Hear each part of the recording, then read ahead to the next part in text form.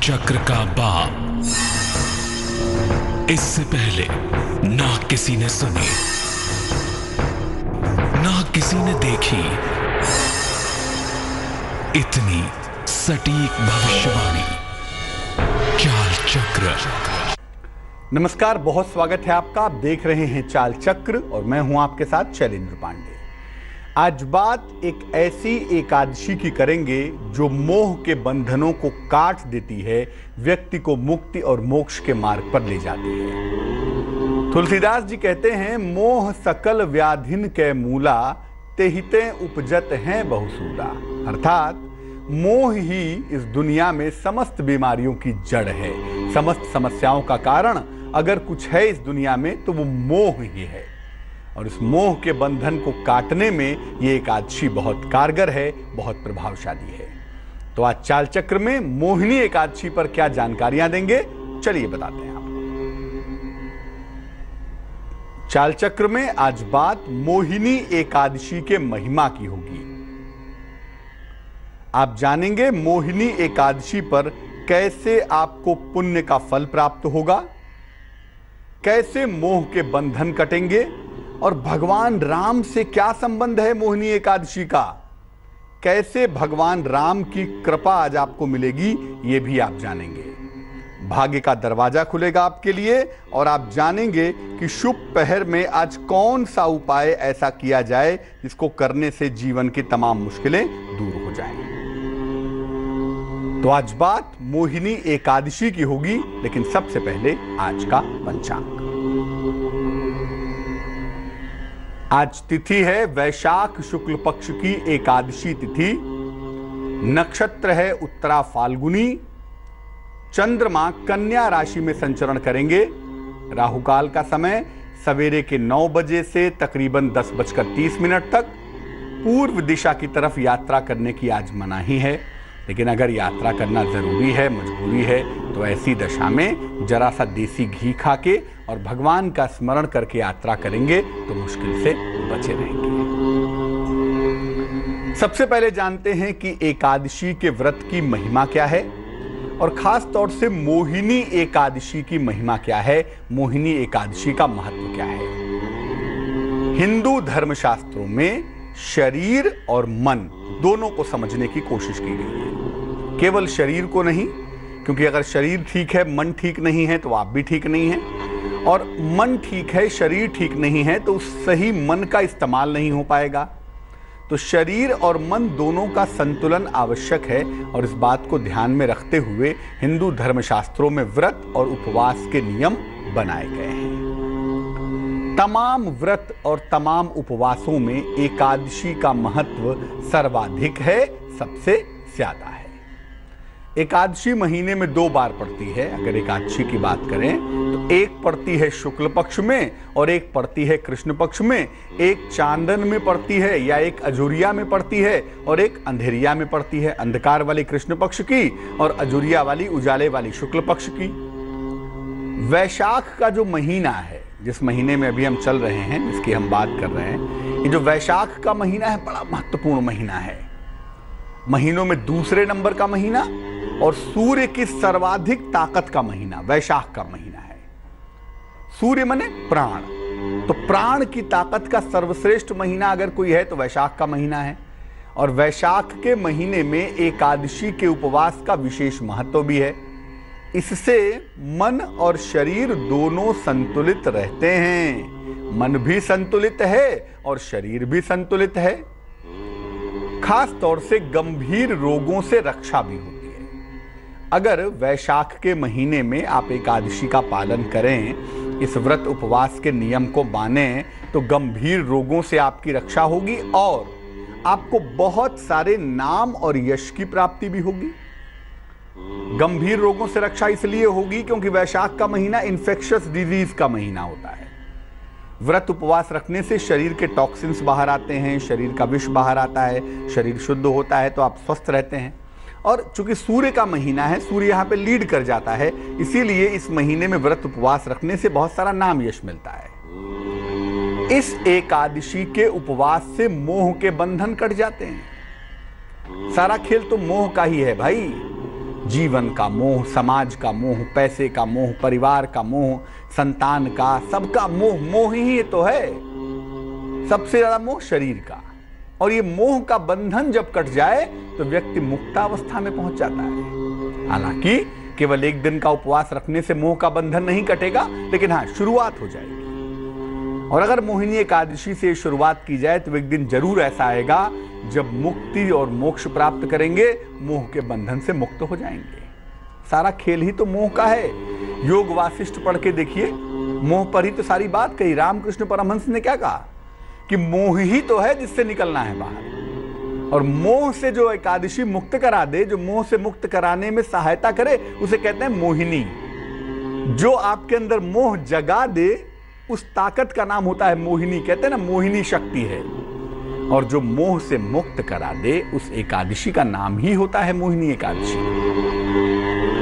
भावनाओं और मोह से जो लोग मुक्ति की इच्छा रखना चाहते हैं, रखते हैं, उनके लिए वैशाख मास की इस एकादशी का विशेष महत्व है, जो कि आज की है। और मोह से मुक्ति की इच्छा रखना, वैसे तो इच्छा रखना ही लोग नहीं चाहते हैं, लेकिन जिनके मन में भी इस मोह से मुक्ति की इच्छा है ना, उसके लिए आज का दिन वरदान की तरह है। मोहिनी एकादशी के दिन यानी आज के दिन भगवान विष्णु के राम स्वरूप की आराधना की जाती है। वैसे तो एकादशी में अमूमन नारायण की आराधना होती है, भगवान विष्णु या उनके अवतारों की होती है। राम भगवान की आराधना थोड़ी कम होती है एकादशी में, लेकिन मोहिनी एकादशी पर भगवान राम की आराधना होती है। क्यों होती है भाई राम की आराधना? क्यों नहीं कृष्ण की आराधना? क्यों नहीं किसी और अवतार की आराधना? क्यों भगवान विष्णु की नहीं? क्यों भगवान विष्णु के रामावतार की आराधना होती है? क्यों होती है? राम माने मर्यादा का सर्वोच्च स्थान। मर्यादा पुरुषोत्तम कौन है? राम है। मर्यादा की जो सबसे बड़ी सीमा रची गई ना, हिंदू पुराणों में जो मर्यादा का सर्वोच्चम स्थान रचा गया, उसको कहा गया राम। और जब आप मर्यादा की सबसे बड़ी सीमा पर पहुंच जाते हैं ना, तो अपने आप मोह के बंधन ढीले हो जाते हैं। मर्यादा में जो लोग कम रहते हैं, उनके अंदर मोह का पार्ट भी ज्यादा रहता है। या यूं कह लें कि जिनके अंदर मोह ज्यादा होता है, वो मर्यादित नहीं रह सकते। मोह और मर्यादा का सीधा कनेक्शन है भाई। और मर्यादा के पुरुषोत्तम कौन है? जो मर्यादा के चरम शिखर पर हैं, उनका नाम है राम। तो राम की पूजा होती है। और राम का एक और मतलब है, राम परम पुरुष का भी नाम है, राम ईश्वर का नाम भी है। राम की जो परिभाषा दी गई शास्त्रों में, कहा गया रमन्ते योगिनः यस्मिन्। जिस नाम में योगी भ्रमण कर रहे हैं, जिस नाम के पीछे दुनिया के योगी दौड़ रहे हैं, वो नाम है राम का। तो ईश्वर की उपासना भी की जाती है, क्योंकि राम तो भगवान का भी नाम है, ईश्वर का भी नाम है। और मर्यादा की सबसे बड़ी सीमा का नाम भी राम है, तो मर्यादा की उपासना भी होती है। इन दोनों की उपासना मोहिनी एकादशी पर करके आप मोहिनी एकादशी का पूरा फायदा उठा सकते हैं। अब सवाल यह है कि मोहिनी एकादशी पर किस किस तरह के वरदान मिल सकते हैं। अगर आज के दिन पूजा उपासना की जाए, भगवान राम की आराधना की जाए, तो कैसे कैसे वरदानों की प्राप्ति हो सकती है? सबसे पहले व्यक्ति की चिंताएं कम होती हैं और मोह माया का प्रभाव कम होता है। चिंता कम, मोह माया का प्रभाव भी कम। और मोह माया का अगर प्रभाव कम हुआ तो फिर तो कोई बात ही नहीं है। ईश्वर तक पहुंचने से आपको कोई रोक ही नहीं सकता। आपके और ईश्वर के बीच में जो एक ही चीज है जो आपको रोकती है, उसे कहते हैं माया। इसीलिए कृष्ण को कहना पड़ा कि जो मेरी माया है, उससे तभी मुक्ति पा सकते हो जब मैं चाहूंगा, तभी ये माया हटेगी, वरना माया में ही डूबे रहोगे। और कबीर ने लिख दिया, माया मह ठगनी हम जानी। ये माया तो बहुत ठगनी है, सबको अपने प्रभाव में भुलाए रखती है। तो मोहिनी एकादशी पर व्रत रखने से, पूजा उपासना करने से इस मोह और माया का प्रभाव कम हो जाता है। ईश्वर की कृपा का अनुभव होने लगता है, पाप का प्रभाव कम होता है। वैसे तो हम जिस जीवन में रहते हैं, गलतियां होती हैं, पाप जाने अनजाने हो जाता है। पाप का प्रभाव कम होता है और मन शुद्ध हो जाता है। व्यक्ति हर तरह की दुर्घटनाओं से सुरक्षित रहता है। किसी तरह की दुर्घटना के योग हैं, चोट चपेट की संभावना बनी हुई है, आप परेशान हैं कि कोई दुर्घटना ना हो जाए, कोई बुरी घटना ना हो जाए, मन बड़ा सशंकित है, मन बड़ा चिंतित है। ऐसी दशा में मोहिनी एकादशी पर पूजा उपासना करने से आप दुर्घटनाओं से सुरक्षित रहेंगे। शास्त्र कहते हैं, कि मोहिनी एकादशी पर व्रत उपवास रखने से और भगवान राम का पूजन करने से गौदान का पुण्य फल प्राप्त होता है। गाय दान करने का जो पुण्य है, जो पुण्य फल है, वो व्यक्ति को प्राप्त होता है अगर मोहिनी एकादशी का व्रत रखा जाए तो। किस तरह से आज के दिन पूजा उपासना करें? आज मोहिनी एकादशी है। हमारे तमाम विद्वान दर्शक जानते हैं कि आज मोहिनी एकादशी है। कैसे पूजा उपासना करें? एकादशी व्रत के जो मुख्य देवता होते हैं, जैसा कि हम आपको हमेशा बताते हैं, आज भी जानिए कि एकादशी व्रत के जो मुख्य देवता हैं वो भगवान विष्णु हैं या उनके अवतार हैं, जिनकी पूजा इस दिन की जाती है। इस एकादशी में जिसकी पूजा होती है वो राम है। भगवान विष्णु के अवतार है ना, राम, भगवान राम। तो भगवान राम की ही मूलतः पूजा होती है। आप चाहें तो भगवान विष्णु की पूजा भी कर लें। प्रातः काल उठकर स्नान करें। स्नान करने के बाद सूर्य को अर्घ्य दें, सूर्य को जल दें और इसके बाद भगवान राम की आराधना करें। उनको पीले फूल अर्पित करें, पंचामृत अर्पित करें और तुलसी के 2 पत्ते अर्पित करें। चाहें तो फल भी अर्पित कर सकते हैं। इसके बाद भगवान राम का ध्यान करें। भगवान राम का एक ध्यान मंत्र है, नीलांबुज श्यामल कोमलांगम सीता समारोह पित वाम भागम पाणौ महासायक चारुचापम नमामि रामम रघुवंशनाथम। भगवान राम का ध्यान मंत्र है। भगवान राम का ध्यान करें। उनके कंधे पर धनुष है, नीली आभा निकल रही है, आशीर्वाद दे रहे हैं। भगवान राम का ध्यान करने के बाद उनको पीले फूल, पंचामृत और तुलसी के पत्ते अर्पित करें। फल भी अर्पित कर सकते हैं। ये तमाम चीजें अर्पित की जाएंगी और कोशिश किया जाए कि आज के दिन जल ही ग्रहण करें, लिक्विड डाइट लें, फलाहार लें तो ज्यादा अच्छा है।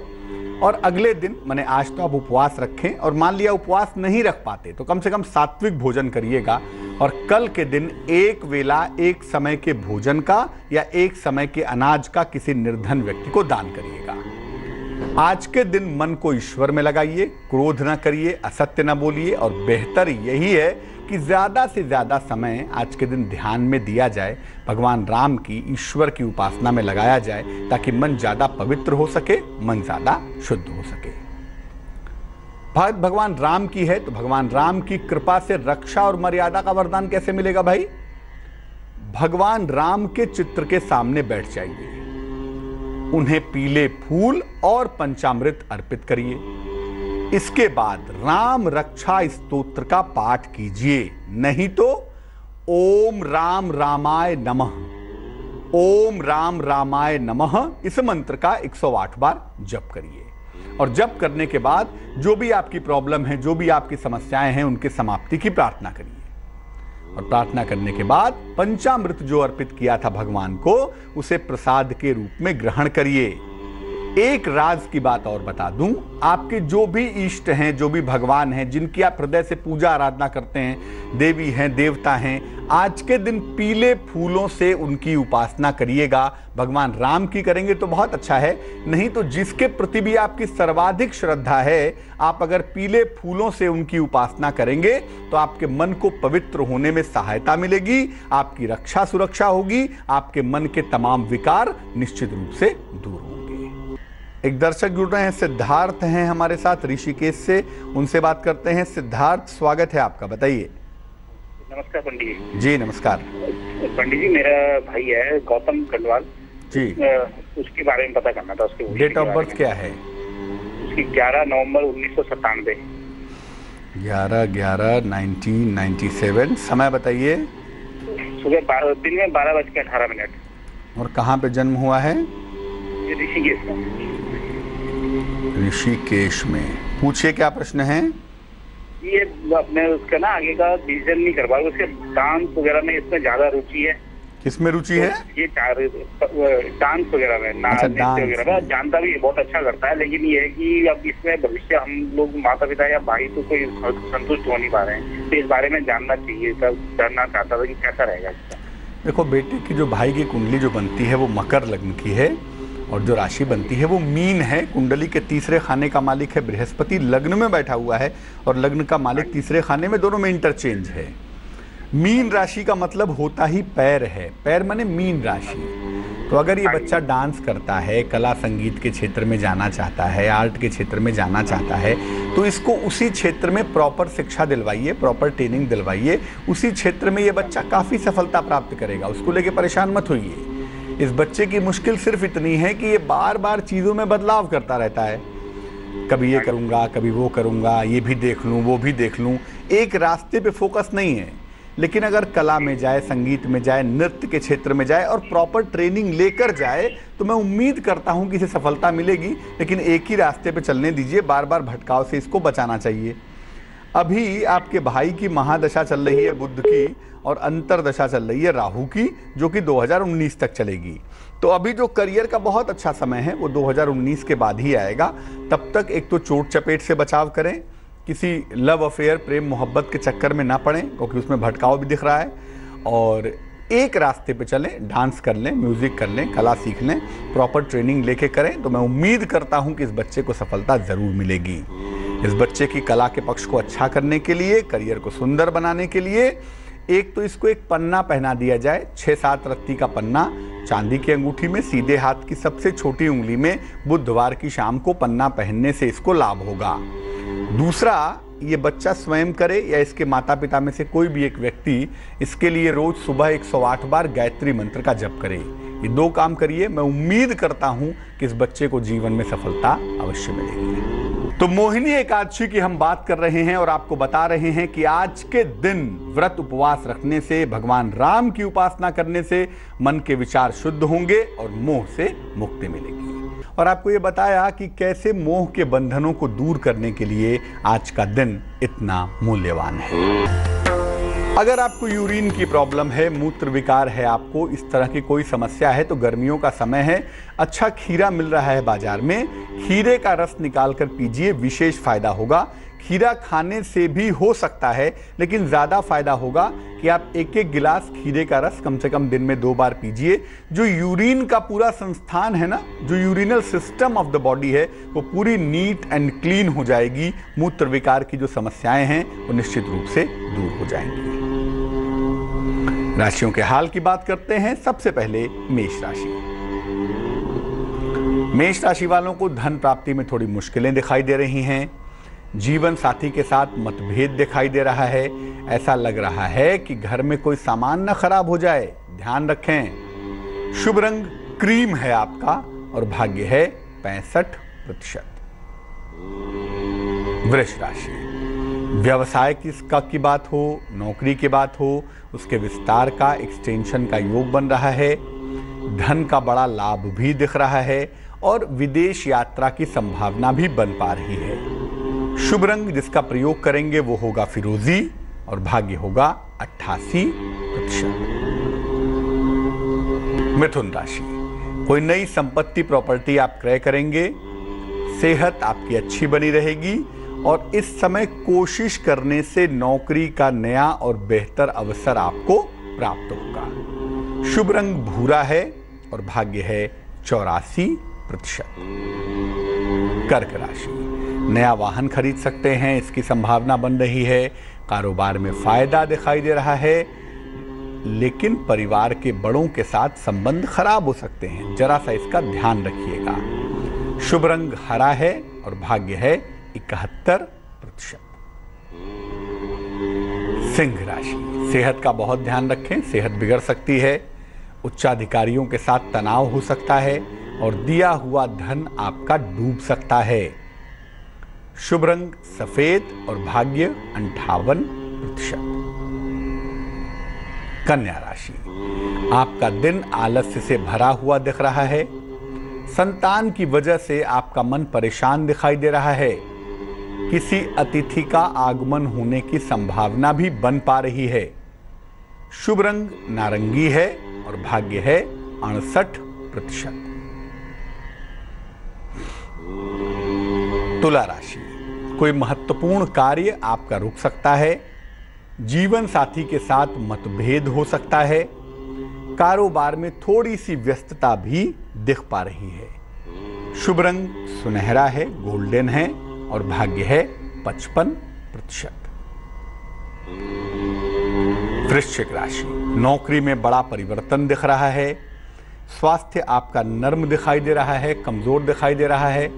संतान पक्ष की समस्याओं का हल निकलने की संभावना भी बनी हुई है। शुभ रंग लाल है और भाग्य है 69%। धनु राशि, सेहत आपकी अच्छी बनी रहेगी। आकस्मिक रूप से आपको धन का लाभ होगा। विवाह के मामलों में भी आपको सफलता मिलेगी। शुभ रंग सिल्वर और भाग्य होगा 82%। मकर राशि, सेहत आपकी परेशान कर सकती है। परिवार में वाद विवाद हो सकते हैं। धन के मामलों में थोड़ी कठिनाई भी आ सकती है। शुभ रंग पीला है और भाग्य है 49%। कुंभ राशि, संपत्ति खरीदने के योग बन रहे हैं। मित्रों रिश्तेदारों का सहयोग आपको प्राप्त होगा। अचानक धन का लाभ होने की संभावना भी बन पा रही है। शुभ रंग आसमानी और भाग्य होगा 83%। मीन राशि, काम का बोझ थोड़ा हल्का दिखाई दे रहा है। नौकरी में परिवर्तन का संयोग बन रहा है। धन प्राप्ति के मजबूत योग भी बन पा रहे हैं। शुभ रंग नीला है और भाग्य है 77%। एक दर्शक जुड़ रही हैं हमारे साथ नासिक से, अंजू, उनसे बात करते हैं। अंजू जी, स्वागत है आपका, बताइए। प्रणाम गुरुजी। नमस्कार। गुरुजी, मेरे को ना अपने बेटे के बारे में पूछना था। जन्म की तारीख क्या है बेटे की? 22 फरवरी 1999। समय? 1999। समय सुबह 6:20। और कहाँ पे जन्म हुआ है? औरंगाबाद में। औरंगाबाद, महाराष्ट्र? हाँ, महाराष्ट्र, औरंगाबाद में। पूछिए, क्या सवाल है? गुरुजी, उसने अभी ना 12वीं की कॉमर्स की एग्जाम दी है, 12वीं 12th कॉमर्स।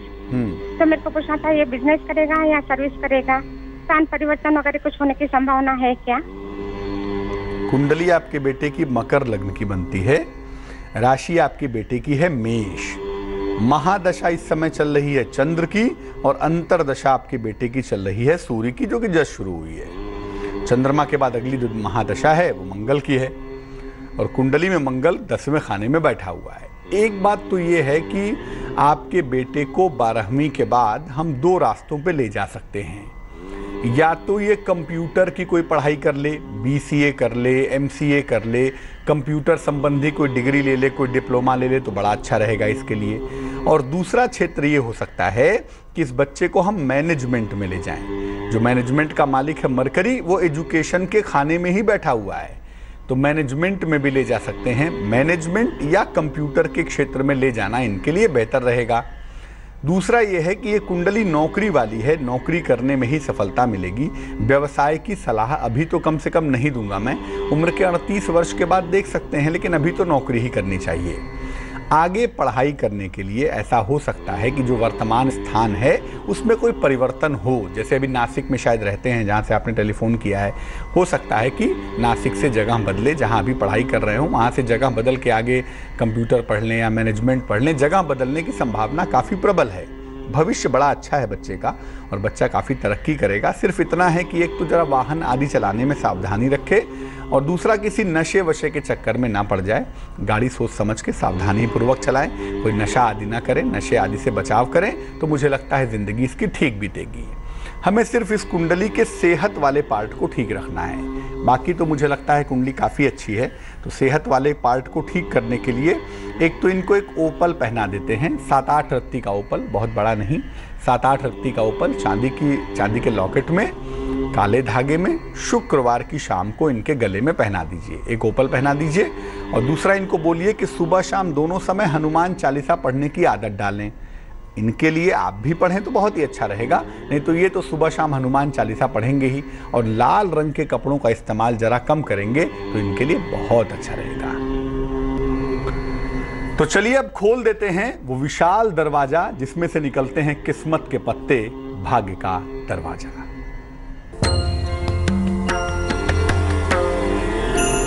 देखिए, अगर बार बार आप इंटरव्यू में असफल हो रहे हों, इंटरव्यू दे रहे हों, बहुत सारी कॉल आ रही है नौकरी की, लेकिन इंटरव्यू में फेल हो जा रहे हैं, क्या करेंगे?